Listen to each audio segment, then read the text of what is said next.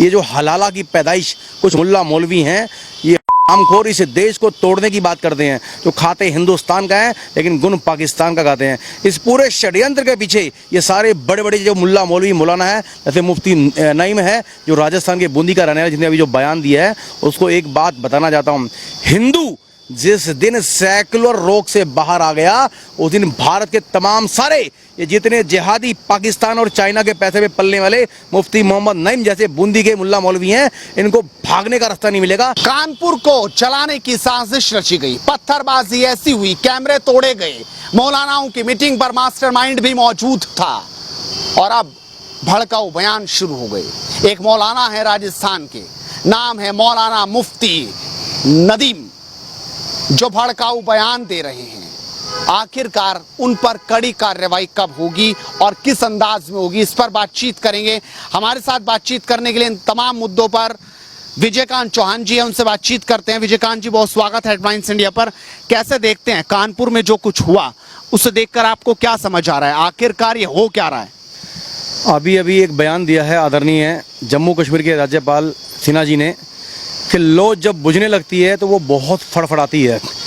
ये फड़फड़ाहट उसी का एक इंगित संदेश है कि पूरे वर्ल्ड के अंदर अब पूरी दुनिया जागरूक हो रही है और इस इस्लामिक आतंकवाद के विरुद्ध योजनाबद्ध तरीके से धीरे धीरे काम कर रही है। जो इनके एजेंडे हैं, उन एजेंडों को पूरी दुनिया के समस्त राष्ट्रवादी देश जो अपने देश को बचाना चाहते हैं, अपनी संस्कृति को बचाना चाहते हैं, अपने मान सम्मान स्वाभिमान गौरव की रक्षा करना चाहते हैं, वो समस्त देश मिलकर धीरे धीरे इनकी जड़ों को काटने का काम कर रहे हैं। ये जो हलाला की पैदाइश कुछ मुल्ला मौलवी हैं, ये और इस देश को तोड़ने की बात करते हैं, जो खाते हिंदुस्तान का है लेकिन गुण पाकिस्तान का गाते हैं। इस पूरे षड्यंत्र के पीछे ये सारे बड़े बड़े जो मुल्ला मौलवी मौलाना है, जैसे मुफ्ती नईम है जो राजस्थान के बूंदी का रहने वाला, जिसने अभी जो बयान दिया है उसको एक बात बताना चाहता हूँ।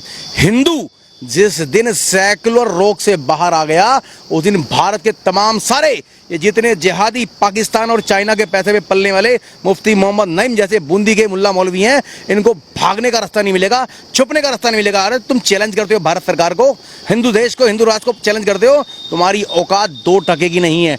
जिस दिन हिंदू ने अपने अखंड भारत के निर्माण के लिए, हिंदू राष्ट्र के निर्माण के लिए शहरों से निकलकर एक संकल्प ले लिया, उस दिन पूरी दुनिया के नक्शे से तुम्हारा नामो निशान मिट जाएगा। समझ के बात को? हम सर्वधर्म संभाव की बात करते हैं, सभी धर्मों का बराबर सम्मान करते हैं, लेकिन भारत देश के अंदर रहकर तुम उन हिंदुओं को गाली देते हो, उनको काफिर कहते हो, जिनका तुम खाते हो, जिनके साथ मिलजुल के रहते हो, भाईचारे की बात करते हो। और भाईचारे की बात कब तक करते हो? जब तक संख्या में कम हो। संख्या में बढ़ते ही तुम भाईचारे की बात करते करते हिंदुओं को चारा समझ के खाने की तैयारी करती हो। हिंदू बहन बेटी के बलात्कार के लिए अपने उन जिहादी राक्षस गुंडों को उकसाते हो, उन्हें उलझाते हो, उत्साहित करते हो। डूब के मर जाना चाहिए तुम लोगों को। जो देश तुम्हें शरण देते हैं उन शरण दाता को ही मार के खाने का एक षड्यंत्र करते हो। इस धरती के अब समस्त देश ये बात समझ चुके हैं, अब जिहादी आतंकवाद ज्यादा दिन तक चलने वाला नहीं है। इनके खिलाफ युद्ध स्तर पर कार्रवाई होनी चाहिए। जो भी दंगे में शामिल हैं इन सब के घरों पे गुंडा लगनी चाहिए, बुलडोजर चलना चाहिए, गंगा से लगनी चाहिए। और जो भी मुल्ला मौलवी मदरसों के अंदर इनको धमकाने और भड़काने का प्रयास कर रहे हैं, उनको स्पेशल अरेस्ट करके, नार्को अरेस्ट करा के उनकी पूरी इंक्वायरी होनी चाहिए और भारत देश के सामने उन्हें नंगा करा दीजिए। ये कहां से किसके इशारे पे नाच रहे हैं, किसी कठपुतली बनकर भारत को ललकार रहे हैं। आपको लग रहा है ये कठपुतली बने हुए हैं अभी भी, किसी के इशारे पर ये सब कुछ हो रहा है, बयान भी इशारे पर? कठपुतली है, जन्नत का नशा इनके दिल में छाया हुआ है। जन्नत मिलेगी हमें, ऊपर हुरे मिलेंगी,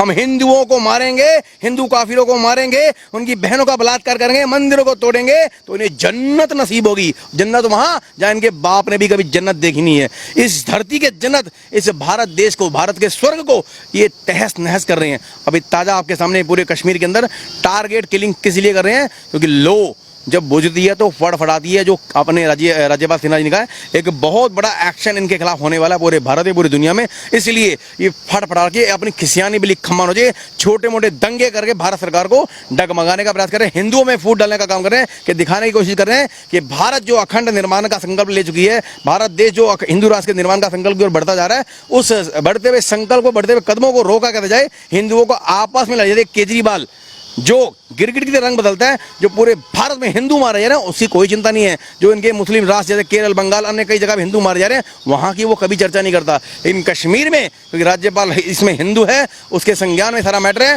पहले रोज हिंदू 50 की संख्या में मरते थे, सैकड़ों हजारों की संख्या में मरते थे।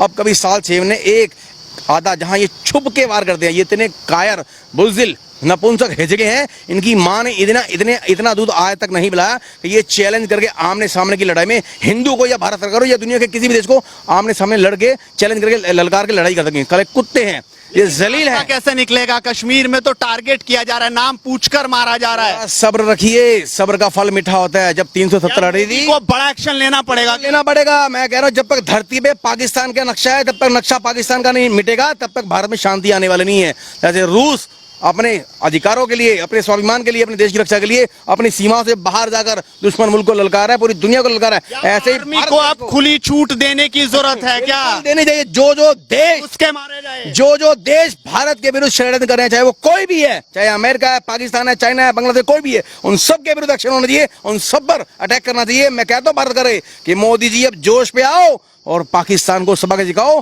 दुनिया के नक्शे से पाकिस्तान को मिटाओ। मोदी जी अब होश में आओ, जोश में आओ और पाकिस्तान पे बम गिराओ। जब तक पाकिस्तान नहीं मिटेगा ये आतंकवाद मिटने वाला नहीं है।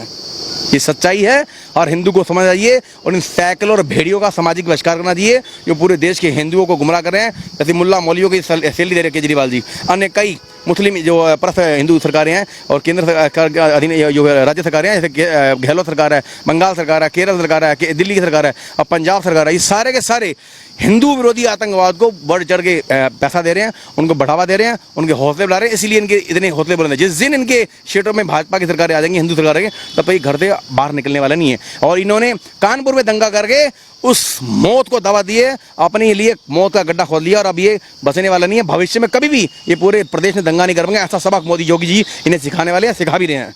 क्या लगता है कि योगी जैसा रूल इस वक्त चाहिए? जिस तरह से गहलोत सरकार अभी भी मौलाना मौलवी के खिलाफ कोई एक्शन नहीं ले पाई, जो इतना भड़काऊ बयान दिया है। गहलोत को इस बार चुनाव में राजस्थान के तमाम हिंदू सबक सिखाएंगे। मैं राजस्थान जाता हूँ, परसों ही राजस्थान के प्रदेश अध्यक्ष मेरी गौशाला में आए थे, आदरणीय टाइगर राकेश राजगोर जी। वो बता रहे थे कि पिछली बार जो हिंदुओं ने गलती किया, ये नारा दिया था कि मोदी तुझसे बैर नहीं, वसुंधरा तेरी खैर नहीं। वो उनका बहुत भारी भरकम नारा था और भूल थी उनकी। अब इस बार योजनाबद्ध तरीके से गाँव तर गाँव, गली गली में ये पंचायतें चली हैं। किसी भी कीमत पर पूरे प्रदेश में कोई भी कांग्रेस प्रत्याशी जीतेगा नहीं, सबकी जमानतें जब्त होंगी।